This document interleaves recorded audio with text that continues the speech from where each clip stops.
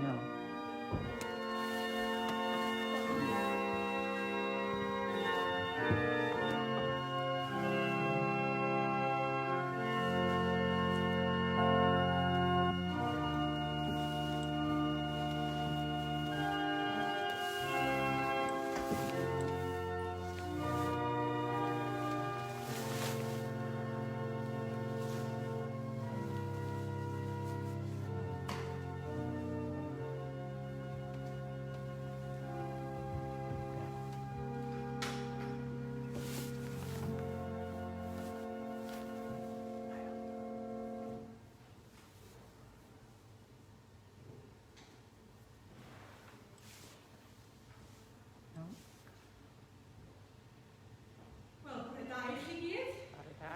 Da.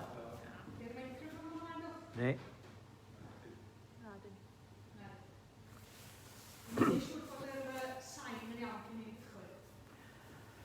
Sori. Mae'r PAD wedi ddiffodd, mae'n rhaid. Switch ydi o. Byddwn ni eisiau bod bob dim yn iawn. Gai hefyd ofyn, ydych chi sydd yn dilyn adra? Ydych chi'n clywed yn iawn? Rwy'n i'n weld os ti'n gofod yn codi bawb. Dwi'n gofyn hyn reit ar y cychwyn, ac yn ymwneithio i, os na ydych chi'n clywed rhywbeth, ydych chi'n diffodd, chi'n anghofio, a ydych chi'n switch off yn sydd. Lle dwi jesio neu siŵr cyn i ni fynd i ysbryd mawr, bod pawb yn clywed yn bob man. Ydych chi'n clywed yma, yn braf iawn yn gweld chi gyd, ac ydych chi'n clywed adra. Mi gymeron ni... Dyn nhw'n deud dim byd. Dyn nhw'n deud dim byd, ond dwi'n deud dim byd. Maen nhw'n siŵr o ddim snad yn clywed, so dwi'n cymryd i bod yn clywed. Wel, fel ydym ni'n gwybod, mae hi yn Sul cyntaf yr Advent. Ac mae hi'n Sul cyntaf yr Advent, ac mae'n rhywbeth gwahanol iawn ynglyn â'r Advent yma eleni. Mi glywys i rhywbeth eitha hert yn ei gwir, nes i glywed rhywun yn deud diwrnod o blaen bod y dolyg, na'r byd hi ddim yn dolyg eleni. Wel, mi fydd hi dolyg beth bynnag ddigwyddi, oherwydd dros 2,000 mlynyddoedd yn ôl, mi ddod Iesu Grist i'r byd, a dyna ydym ni'n ddathlu. Ac felly, be di ystyr yr Advent?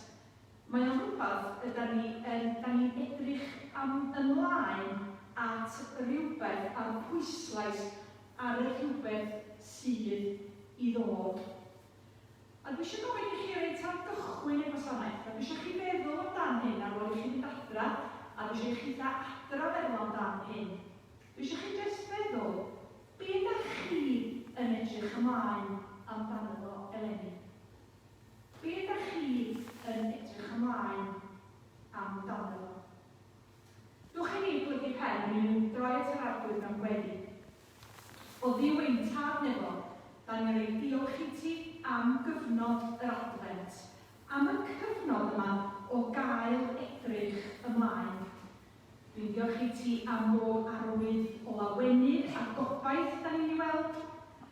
Dwi'n diolch i ti am yr synwyr yma yn y ddigrig bod pobl yn cydweithio efo'i gilydd ac yn cydlehau efo'i gilydd.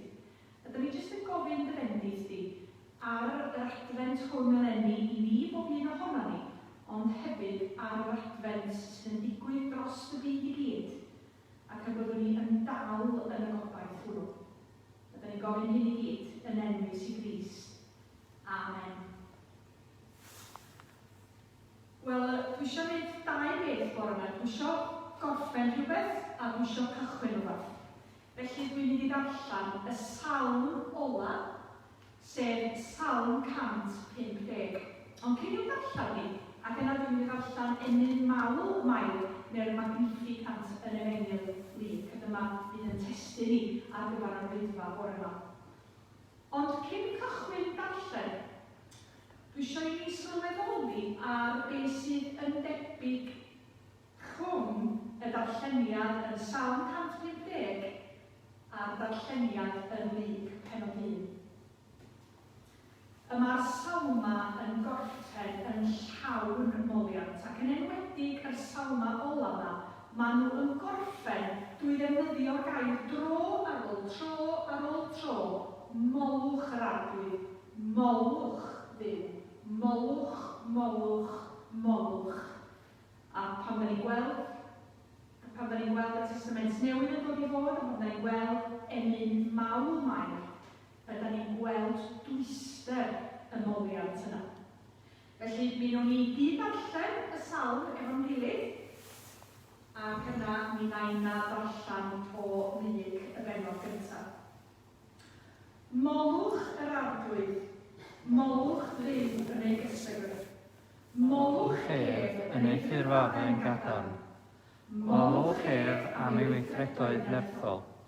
Molwch ef am ei holl fawredd. Molwch ef a sain isgorn. Molwch ef a nabl a helyn. Molwch ef a thympan a dawn.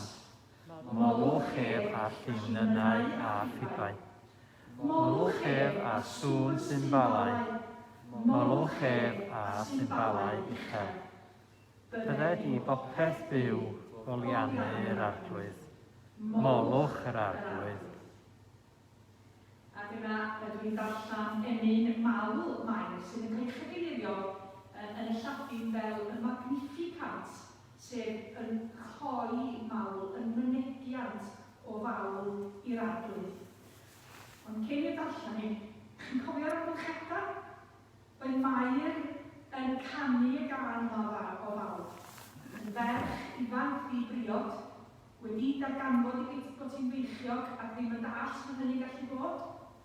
Ac eto, yma hi yn mynd tu hwnt iddi hi ei hun.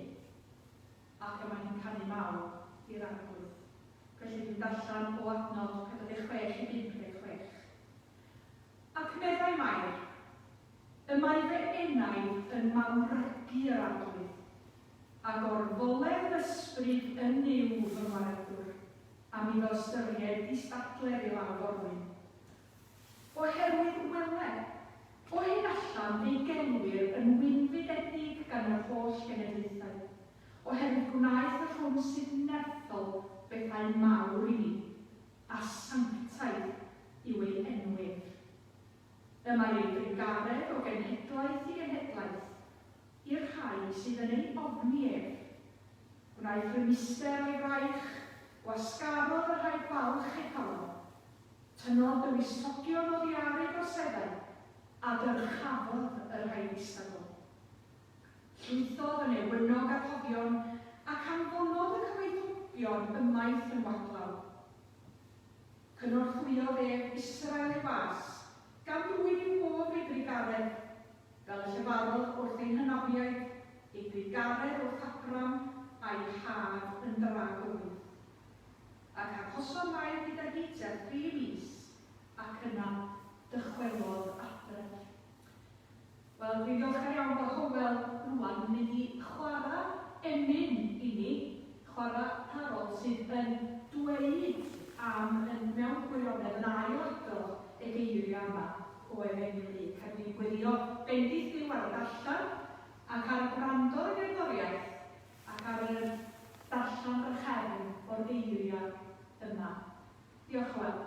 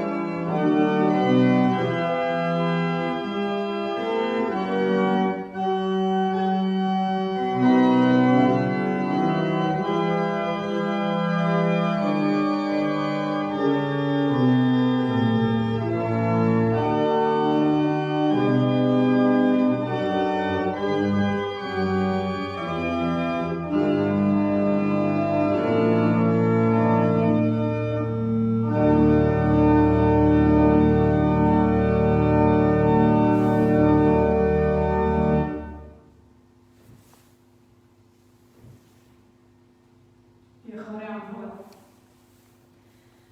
Eleni, mi fydd apel Nadolig y capel yma ar y Grisbon, fydd apel Nadolig cymorth Cristnogol sydd yn dipyn bach yn wahanol i'r hyn da ni'n ei arfer i wneud. Ond eleni, mae cymorth Cristnogol a'i ffocws ar waith yn Ethiopia ac yn arbennig gwaith sydd yn ymwneud â newid hinsawdd. Mi oedd apel wythnos cymorth Cristnogol i fod yn un ar newid hinsawdd yn Kenya. Ond oherwydd yr amgylchiadau, mi oedd yr apel yn naturiol ar coronavirus. Felly mae'r apel yma yn dangos i ni gymaint y mae newid hinsawdd yn effeithio tlodion yn byd.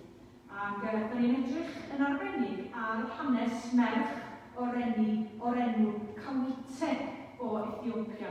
Ac mae Kawite yn cael newid byd pan mae yna bwll yn cael ei agor ddim yn bell o'i pentre hi. Ac yn braint Nina hefyd, fydd cael cyfrannu tuag at yr apel arbennig yma eleni. Ac yn dilyn y ffilm o hanes Kawite, a dwi'n ymddeol mae'r ffilm Saesneg sydd gynnau, ond mae yna broblemau wedi bod ar yr ochr dechnegol gan Cymru Cristnogol. Felly mae'r is-deitlan Saesneg i fod yma'n dod ar hynny. Ond yn dilyn hynny, bydd ni'n gwrando ar gan arbennig sydd wedi cael ei chyfansoddi ar gyfer yr apel Nadolig gan Meilir Geraint, Martin Geraint, a Cadi Gwyn sydd yn nid i Caris Gwyn i gwybod. Ac bydd ni'n gwrando mae'r ddau yma wedi bod yn cyfansoddi lot yn ystod y cyfnod clo ac yn cyfansoddi stwff yn Gymraeg ac dwi'n siŵr yn ymwch i fwynhau, felly byddwn ni'n mynd o un ffilm i'r llall i'ch tu. Gobeithio, ne?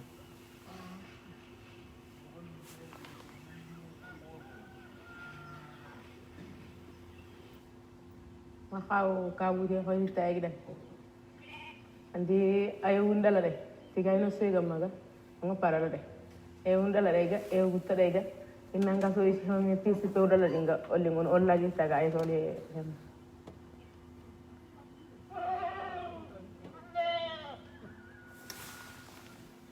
Anga para kurani ega ida. Kaja bayi ni sega iman para kurani ega. Aji ni ga ongkol kamatara haen ni ga. Aga saat demi ka asan ni ga. Ongga makai dengan sabanya ko dinga nama kejar ketak kata kemudian digupai dia betul mau bisa jalan. Ladi bisa ai bisa kaji ni tu roba kaji ni tu ni kaji di sini mah wangi dam harta aturumuran atau turumuran umma tu bisa kain gitu tu harga paye pasin harga peun di sini umma bisa kain gitu. Orang lagi itu ga Pisa antuka pisa garagal tuka am hella ngori suko la da si poro fadde ngori suko urmala ba antuka urmala fa wanni fadde ni antuka fadde to ore gafan ni ga kafato da kutte ngar fadde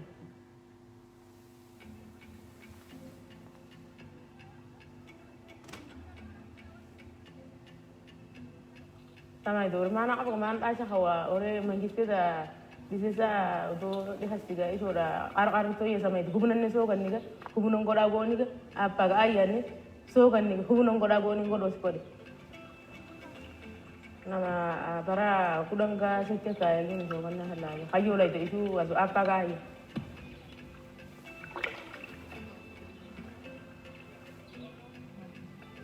ora ko jenno ga ni qiro sa jawla aka dagala de ni wasi ba ka de on pada mitaga inne fa kade kundura ngu ini harmisan to ga unu pakarna ni tagi ni ga kala daisan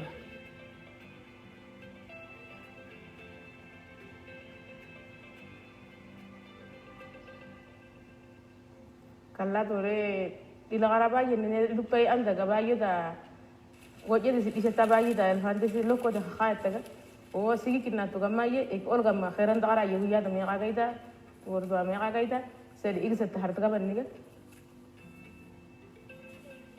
और गुली ओकत तबाई दगा ओकत हित तोर रफानी तुरु को शी दगा तादा से कराशे चक्काई दो और जिंदा अन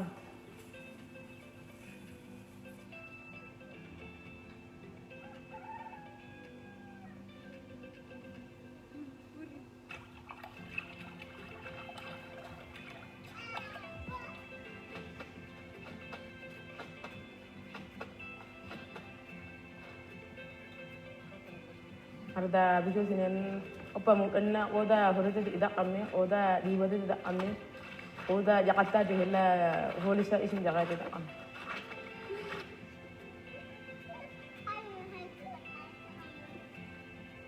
demo seni dama raka den mana no kokon na sega hela yugo mela kaba hela yugo kokon na danga seni gamma sisa ka kuligan tamara ngan kurguta danga ana koda bayi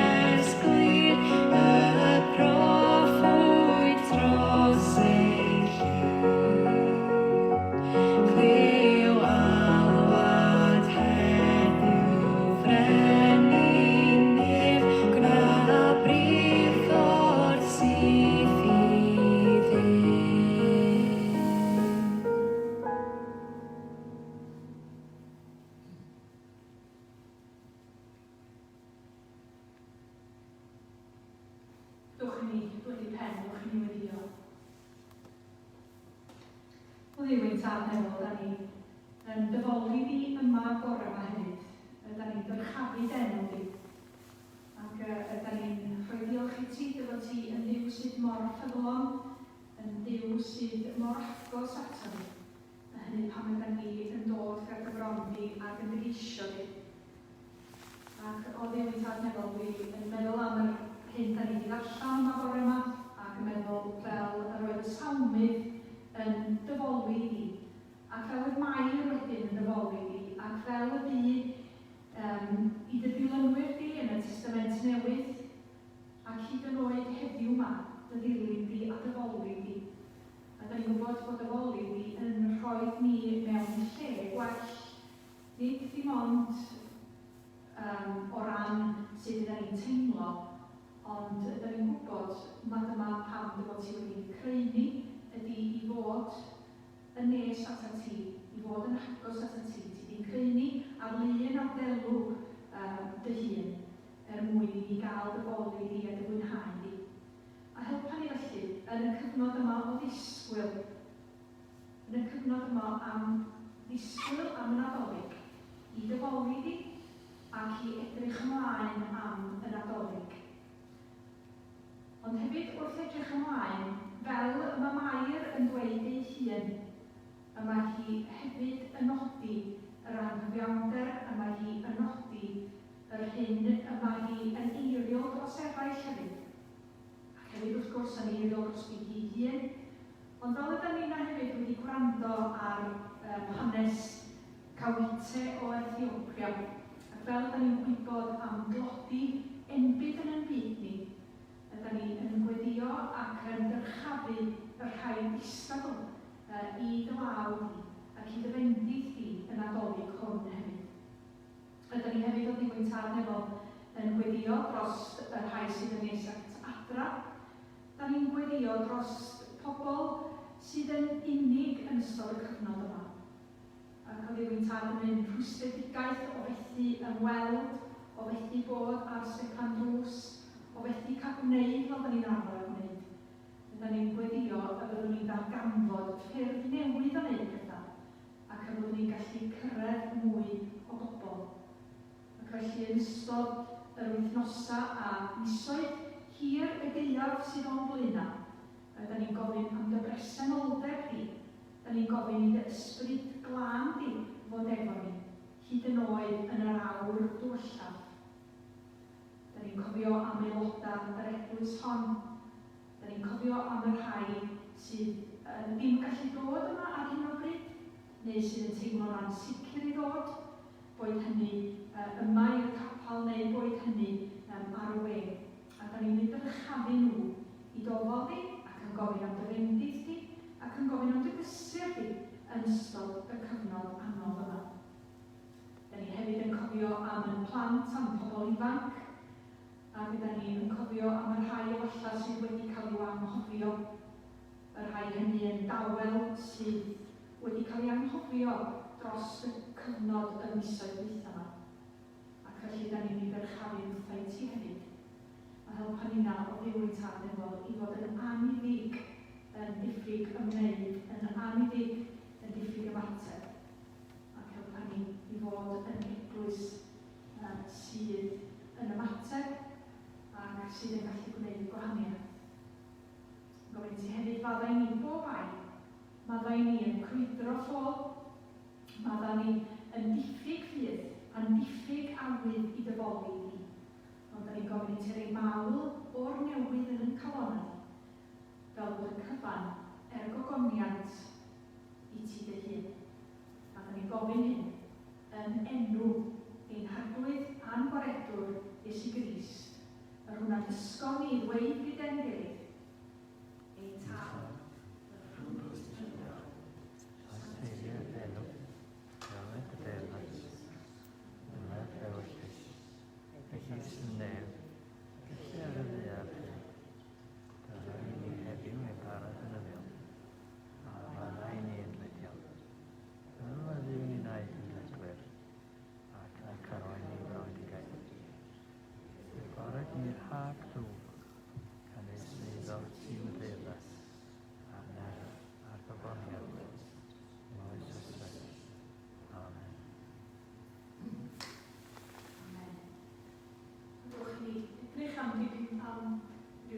Dipyn bach ar y darlleniad arbennig yma yn Efengyl Lug. Diolch i'w. Na da. Da ni wedi cael swpio'r rols yma do. Mae Huw ar y technoleg yma ac dwi'n i fyny yma yn braf yn hynny'n weithio. Wel, pan mae'n meddwl am emyn mawl Mair, mae yna lot o bethau'n dod i'n meddwl i. Ond dwi'n meddwl mae'r Nadolig gafodd y darlleniad yma fwyaf o effaith ar ni. Oedd Nadolig pan o'n i'n gweithio yn y carchar. A dwi'n cofio o'n i wedi cael braint hyd gwir o fynd â gwraig i fewn i'r carchar i ymweld â'i gŵr. a'i 9 o blant. Ac mi oedd i'w stad meddyliol, corfforol hi yn drychu'n ebus. A dwi'n cofio un o'r pethau cyntaf i dod i'r llyfi, a mi wneud hyn aros y waith tra fyddai byw. Dyma ni'n dweud fel hyn, na'n dweud chi, cofio chi, ddim yn byw yn bell iawn o fama, ni'n byw yn Sir y Flint, a dwi'n gofyn, Maria di hynny, a dwi'n gofyn i fi fel hyn. Dim hant i ddim di bita hyn yma, meddai, wrth fynd i fewn i'r bus. Maria, dyma ni, oce ta, neu fe dwi'n mynd â nhw i weld i tad os nad nhw'n bita. A mi nath ni stopio yn McDonald's ar ffordd a prynu Happy Meal i bob un o'r plant. A mae Happy Meal i ddau yn bryd, eitha resymol dydi, ond mae'n dipyn o feddwl pan mae pawb eisiau bwyd mewn teulu fel yna. A dwi'n cofio meddwl felly, nad o'na ddim pwrpas wneud yr hyn o'n i'n meddwl yn iawn, sef jyst mynd â nhw. O'n i'n faint o fi fodlon mynd yr holl ffordd efo Maria. Ac mi oedd yr arwydd o car ma Maria yn enw'r wraig arbennig yma, ac wedyn wrth ddarllen yr Magnificant, mi oedd o'n fyw iawn. A dwi'n gobeithio heddiw yma wrth ni'n wrando ar stori Cawite o Ethiopia, fod y stori yma a'r adnodau yma yn dod yn fyw i bob un ohono ni. Rwan ta, pan da ni'n meddwl am Magnificant, a mae'n mewn ffordd yn manifesto hefyd. Ac dwi'n siŵr bod chi'n meddwl, sut da ni'n dweud gair manifesto, da chi'n meddwl am wleidyddion siwr o fod, yn trio cael mynd i fewn fel aelod seneddol neu yn trio dod yn brifweinidog neu sydd bynnag felly. Ond dyma manifesto yr Efengyl i ni hefyd. Dyma yr Efengyl ar waith. Dio ddim yn lan, dio ddim yn neis, dio ddim yn hyncredori ni, y mae o yn union be mae o. Ac ydym ni'n gweld yn syth yr awdur wrth gwrs ydy'r Lug, a dwi wrth y modd fel. Dwi'n mynd i ddeud yma'n hoff awdur o'r Efengyl, ond heddiw yma, hwn ydy fy hoff awdur i. Ond ella pan mae'n darllen Marc, fyddai'n newid yn meddwl, pan mae'n darllen Iwan, fyddai'n newid yn meddwl, hefyd am hwy'n wathio hefyd. Ond yma Lug a chonsern yn arbennig. Mae gen nhw pwyslais arbennig ar eni ac atgyfodi ar Iesu Grist. Mae gen nhw hefyd chonsern arbennig am ferched ac am y tlawd. Ac mi oedd hyn yn chwyldroadol, oedd hyn yn tu hwnt i ddealltwriaeth trigolion Galilea. Sut fasa'n meddyg, achos meddyg oedd Lug, yn deallus yn rhoi sylw i ferched ac i'r tlawd y rhai gwrthodebyg yn y gymuned. Ac hefyd, y rhai o'r damhegion mwyaf na gyddys i ni, maen nhw mond i'w gweld yn Efengyl Lug. Dameg Samaria Tregarog, dameg y Mab Abrognon. Dim ond yn Efengyl Lug, da ni'n gweld nhw. Yma Lug hefyd yn sôn am Zacchaeus, y casglwr trethi, a does na ddim stori gwell yn y byd i gyd am gyfiawnder sydd yn gyfiawnder adferol na'r stori arbennig yma. Ac yna, wrth gwrs, yma ddilyniant i'r Efengyl yma hefyd. Dyma rhif 1 os ydych chi, ond mae'na sicl. A'r sicl, wrth gwrs, ydy yr actau'r apostolion, lle da ni'n cael hanes, lle da ni'n cael hanes y Pentecost, lle da ni'n cael hanes yr Eglwys Fore hefyd. Felly dyma pwy sy'n sgwennu. Ond dyma enyn mawl Mair yma reit yn y bennod gyntaf yn gosod y thema. Yn gosod y thema yn gadarn. Ac yn mynd o'n troi nôl, dro ar ôl tro at y thema yma. Canu mawl i ddiw yma i Mair. Nid yn unig am yr hyn yma Dduw wedi wneud, yma'r arwydd wedi wneud i Mair hyd yma. A, dychmod, chi'n fod yn berffaith onest. Dwi'n dweud yr hyn yma'r arwydd wedi wneud i Mair hyd yma. Merch ifanc. A'i dyfodol o'i blaen, ac yma hi'n darganfod i bod hi yn feichiog. A mae pob dim yn y gymuned hynny yn dweud oedd hi hyd yn oed a pheri cael ei llabuddu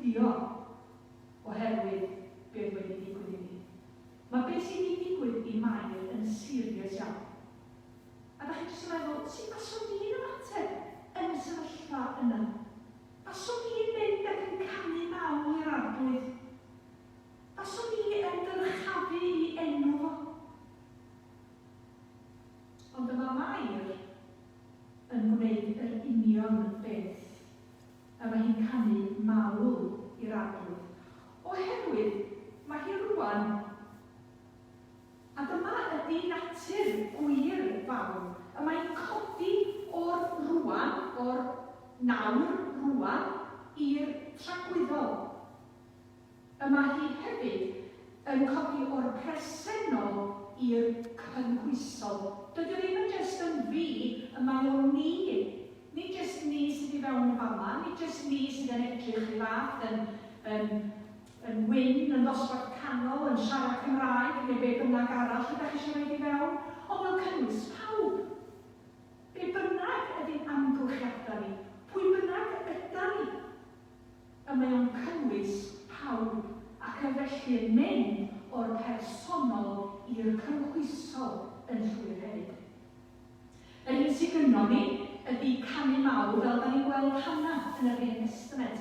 A mae Hannah wrth gwrs yn canu mawl mewn amgylchiadau hollol wahanol, achos mae hi yn hen, mae hi wedi dyheu am gael bod yn beichiog. Ac yma hi wrth gwrs, mae hi yn canu mawl oherwydd yr hyn sydd yn ei chrodd. Mae hi'n canu mawl oherwydd ei fod hi ar fi'n cael i'w mab Samuel. Mae gen i'n un fath.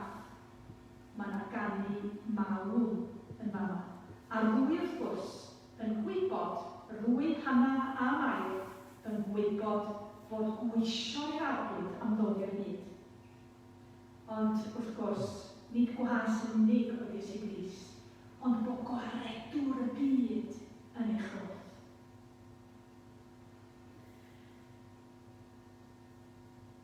Ac mae hi hefyd yn mynd ymlaen i ddweud pam y dylai'r arglwydd cael ei foddi. Ddim yn jyst yn deud molwch ar arglwydd, mae'n deud pam y dylai fo gael ei foddi. Dyma ni. Dydy lefel gyda llaw ddim yn wych pan ydych chi'n sgosbecto, ddim pan ydych chi'n cael un am bint o ryw siop bach rad. Ond ta waith, a mae o'n dweud yn glir iawn pam y dylai fo gael ei foddi. A mae yna wyleidfa yn perthyn i Mair. Ac mae yna wyleidfa, ond ydym ni hefyd yn gweld bod hi o ddifri oherwydd ei tlodi, oherwydd agwedd ei chalon. Ond sydd yn gwybod bod hi'n fawr? Yn yr ail benod, ydym ni'n gweld be mae hi yn ei gyflwyno fel offrwm yn y deml wedi Iesu Grist gael ei enni. Ydych chi'n cofio beth mae'n gyflwyno? Par o litrod neu 2 giw colomen. Dyma yr offrwm oedd y tlota o'r tlodion yn i'w roi ac yn i'w ffrymu yn y deml. Ac felly, da ni'n gweld bod i'w stad economaidd hi'n glawd, ydym ni hefyd yn gweld hefyd yn yr ail benod o Efengyl Mathew, ydym ni'n gweld fel maen nhw'n ffoi i raif oherwydd fod Herod a'i Polan. Ac felly, da ni'n gweld y statws i bod nhw yn ffoaduriaid hefyd. Ond da ni hefyd yn gweld, fel y mae hi'n dweud, am ddigaredd yr arglwydd. Y mae ei ddigaredd o genhedlaeth i genhedlaeth. I bwy? Y mae ei ddigaredd o genhedlaeth i genhedlaeth i'r rhai sy'n ei ofni ef. I'r rhai sy'n ei ofni ef. Y mae hi hefyd yn cyffesu ei phechod. Y mae hi'n gweld ei gwendid. Ac y mae hi yn dod ger bron yr arglwydd. Mae hi hefyd yn sôn am ei stad economaidd ac mae hi'n gwneud hynny yn adnod 53. Llwythodd yn ewynnog archoddion ac anfonodd y cyfoethogion ymaith yn wadlawd. Rwan ta, dwi'n i faint ohonoch chi oedd yn gwrando ar y newyddion dyn merched dwytha ac yn gresynu am benderfyniad hunanol a gwallgo yn llywodraeth ni. Penderfyniad i dorri y cymorth i wledu tlota o byd o 0.7% i 0.5%. Y canhellor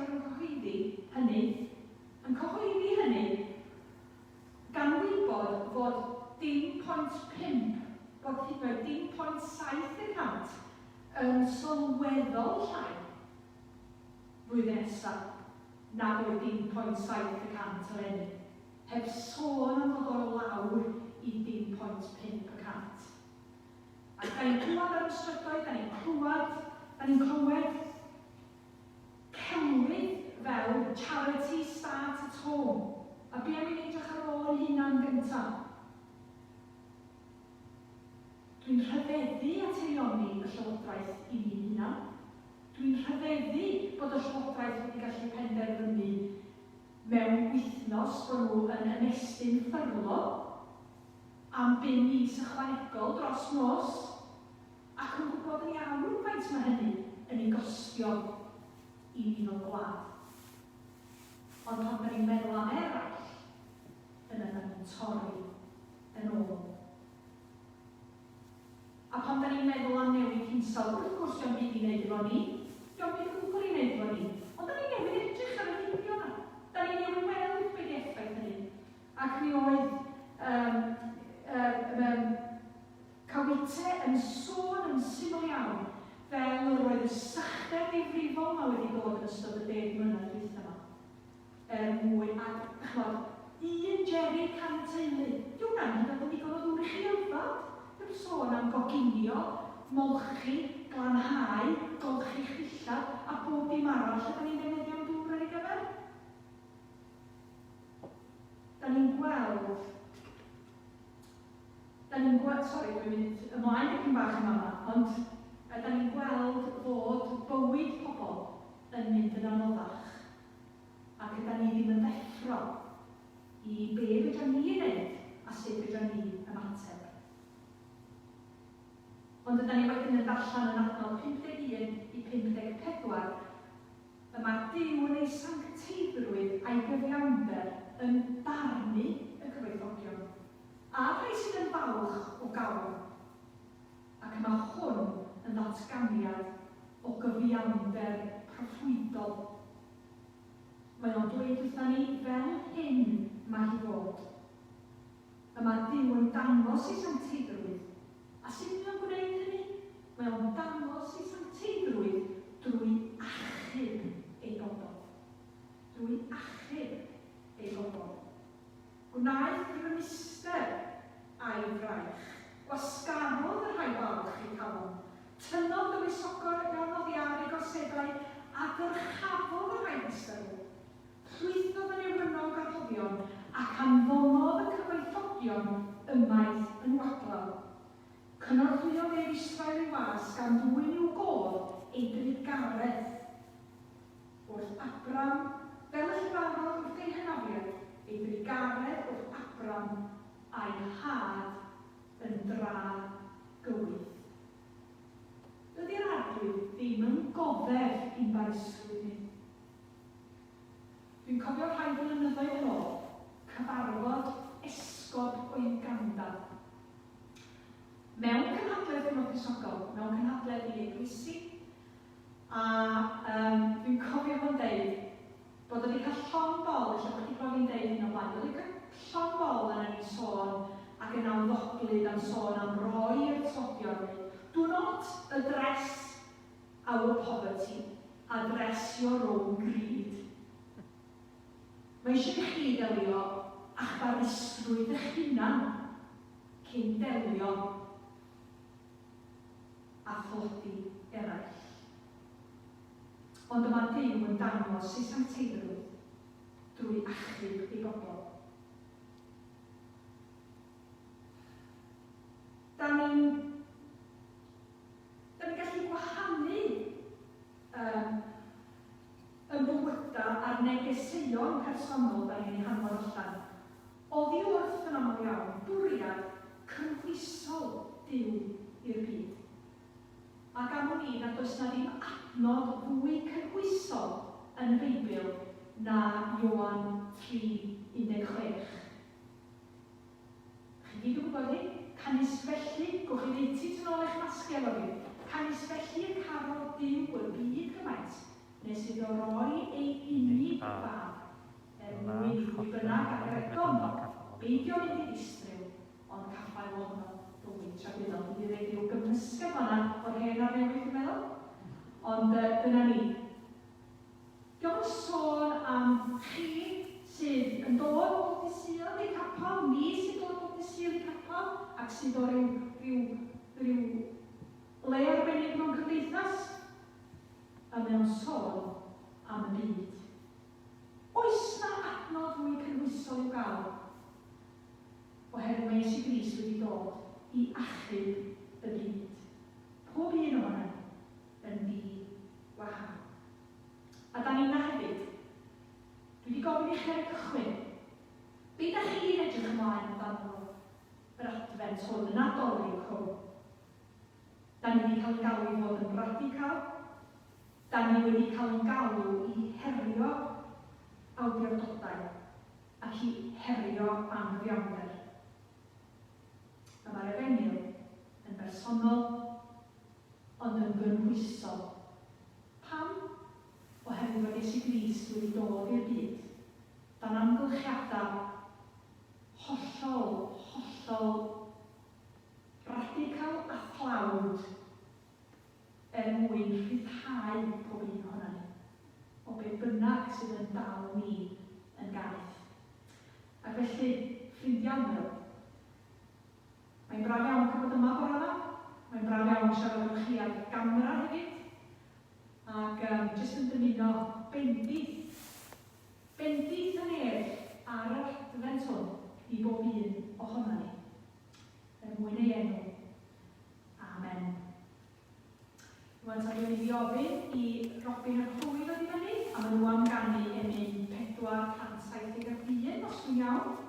A fel maen nhw'n dod i fyny, dwi jyst eisiau gwneud rhyw dipyn bach o gyhoeddiadau i chi. Rwan ta, dwi wedi sôn lot am y Nadolig, ac dwi jyst eisiau dweud be di'n trefnu yn ei fod am y Silia nesaf yma. Felly, mi wnawn ni, mae Huw yn iawn i fyny. So, Sul nesaf, mi fydd na gymyn, ac felly da ni'n gofyn i chi ddod a'ch barach hunan os gwelwch yn dda. So, mi fydd na gymyn yma Sul nesaf. Y Sul wedyn, da ni yn gobeithio fydd na wasanaeth teuluol yn y bora, ac mi fydd na wisgo fyny, ac mi fydd na drama geni ar ei newydd wedd o dan amgylchiadau gwahanol. Yna, gyda'r nos ar y 30 dyddiad hynny, mi fydd Chloe ac Awen yn gyda ni wasanaeth Carola, ac mi fyddwn ni hefyd yn cael gwrando ar yr organ. Felly, da ni'n edrych ymlaen Awen Blanford o'r wyddgrif gyfreithiol, ond yn Manceinion yn erbyn hyn, so dwy o ferched lleol. Ac yna, ar yr 20fed o Rhagfyr, da ni'n gobeithio fydd na wasanaeth Carola, ond yn rhyw fath o drive-thru, lle bod pawb yn dod yn ei ceir, ac felly os ydych chi'n eich car, mi gowch chi floeddio canu, ac mi fydd hynny braf iawn. Bydd hynny siŵr o fod yn pnawn yn y geifed. A diwrnod y Nadolig, fel ydych chi'n gwybod, da ni'n fel arfer yn cael gwasanaeth, da ni'n cael cymyn, a cael ei Carola yma fo'n gilydd, ac yn falch o weld yn gilydd. Ond da ni'n cael gwneud y tri peth yna lenni. Chewn ni ddim cyfarch yn gilydd i fewn yn y capel, chewn ni ddim canu yma, ac mae hi yn amlwg cael cymyn. Felly, da ni wedi penderfynu bydd gwasanaeth diwrnod Nadolig yn digwydd ar yr un amser am 9 gloch, ond fydd o'n digwydd ar Zoom. Felly, mi fydd yr cod, y link yna i chi i'w gael o, ac dyna ddim penderfyniad ni. Ac yna'r Sul, cod y Nadolig ar wedi newid, fydd na ddim oedfa. Ac mi fydd yn ailgyrdio pethau yn mis Ionawr. Mi gawn ni weld yn nes yr achos sydd yn hynny'n edrych, yn dibynnu ar benderfyniadau llywodraeth ni, ac yn dibynnu hefyd ar pa mor ddiogel ydym ni'n gweld yr amgylchiadau. Felly, diolch i Robin a Chloe, diolch. Diolch hefyd am yn harwain ni ar yr organ ac yn dilyn yr emyn yma. Mi wnawn ni gyd adrodd y bendith efo'n gilydd a gwrando ar yr organ i orffen. Diolch.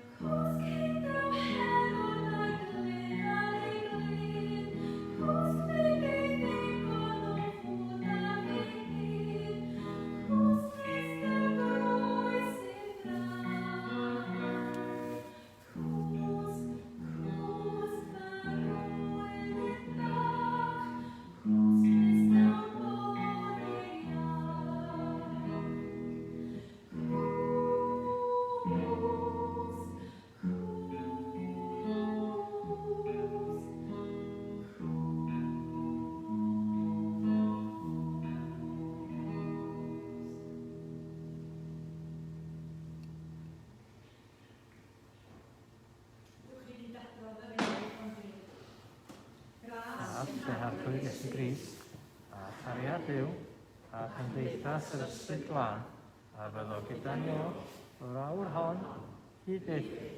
Amen.